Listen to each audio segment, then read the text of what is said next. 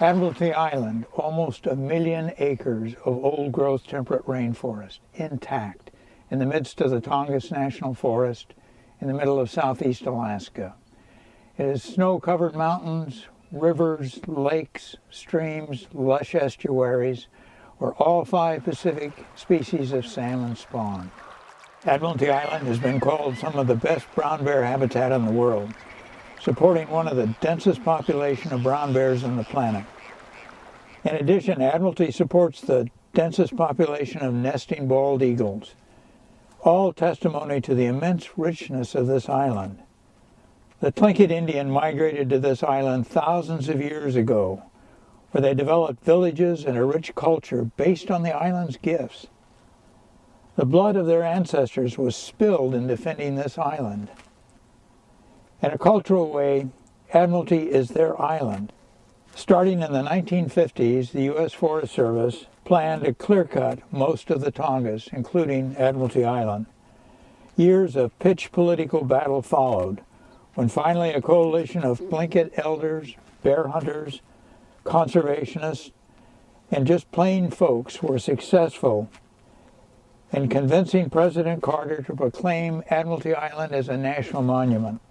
Today, Admiralty Island is that rare gem, the remnant of an incredible temperate rainforest that ranged from Northern California along the coast of Oregon, Washington, British Columbia, into southeast Alaska. It is now the world's largest intact segment of that ancient rainforest. How rare is that? What a gift that is. Listen to some of the world's best artisans, writers, cultural leaders, as they talk about the value of this remaining tract of old-growth temperate rainforest. They talk about Admiralty Island. Listen to the voices of Admiralty.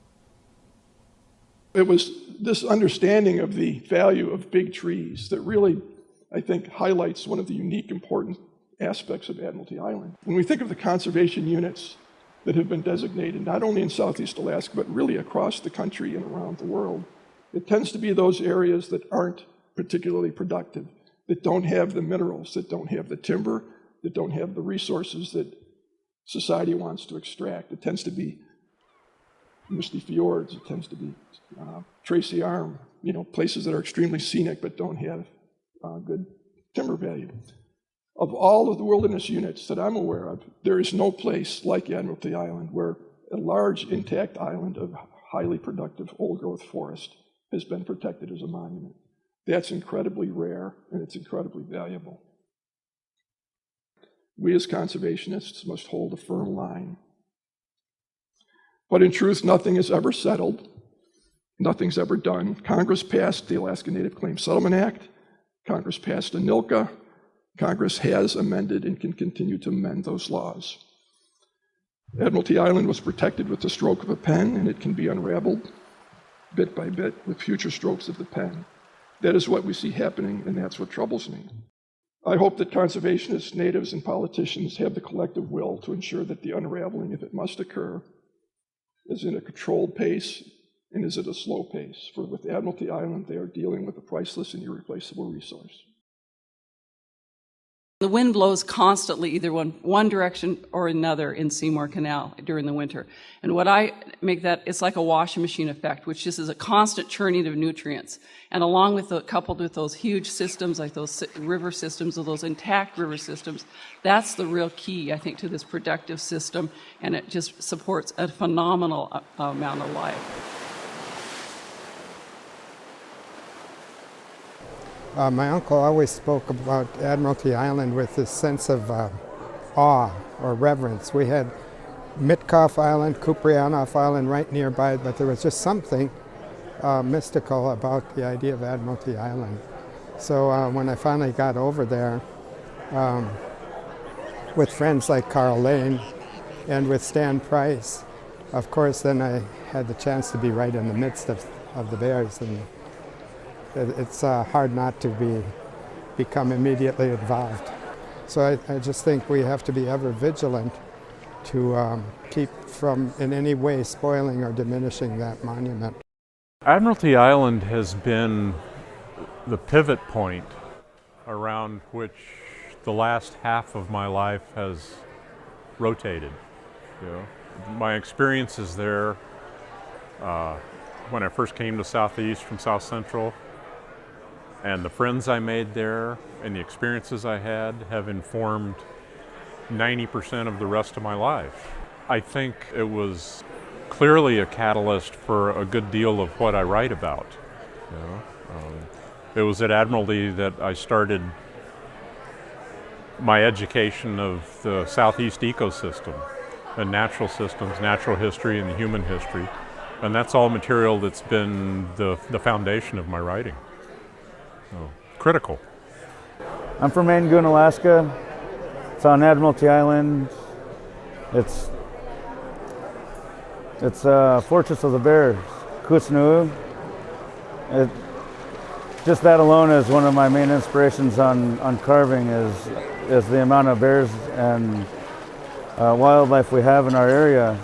Old timers like Matthew Fred and his generation had fought to protect Admiralty from logging and mining and all that. That's where I grew up. I love it there. I hunt and fish, do subsistence gathering for clams and cockles, gumboots, berries, fish, deer. Our history is just so in depth going back to the Ice Age, and it's just not really just one particular thing about Admiralty, it's just Admiralty as a whole. The thing that really inspired me to start writing the book was learning about an expedition that went across, a scientific expedition that went across Admiralty in 1907. It was scientists from the University of California, and I realized that nothing had been written about it, and then I found about a dozen beautiful photographs that had never been published, and that really got me going. The book turned out to be a biography of a man named Alan Hasselborg, who came up for the gold rush and was a fisherman and miner and bear hunter, and then homesteaded all by himself on Admiralty Island for more than 30 years, basically living off the land. So I was inspired to write about his life just because it was both very typical of an Alaskan of that period, and also he was a very unique, very powerful man who changed a lot of people's lives just because of who he was. And the book is Bear Man of Admiralty Island, because he was a bear hunter and then a bear guide who gave up bear hunting and did a lot to preserve Admiralty Island. Admiralty Island has had such a huge impact to so many people. I mean, for me, it was the beginning of a whole career in filmmaking that took me all over the world. I met Stan Price at Pack Creek. You know, I learned about the bears. I learned about how important, you know, wild country is to the bears and therefore to people. I mean, it's a balm for the soul. It's really incredible. It's influenced me so much. Not only the way I think, but the way I act and just the way I work. Admiralty has really been one of the great influences of my work in photography. Our industrial relationship with the earth has to fundamentally change to a relationship based on knowledge and intimacy. This is why we need Admiralty Island. We cannot expect the coming generations to form an intimate relationship with the natural world without a natural world to be intimate with. So in light of all the challenges we're passing to the coming generations, I can think of no greater task, no project more worthy of our attention and creativity, no greater gift to pass along to our grandchildren than an island full of bears.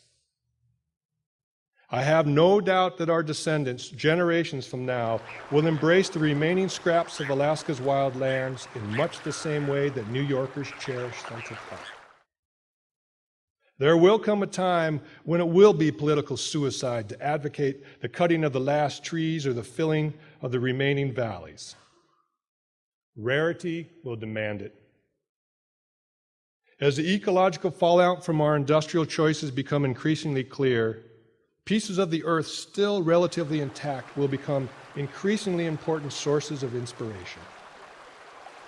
The sense of wonder that was so important to the survival of our ancestors may be doubly important to our descendants. For as much as we all love and appreciate Admiralty Island, I don't believe any of us can fully appreciate the magnitude of the gift we have the chance to pass along. It's hard to watch things change. Angoon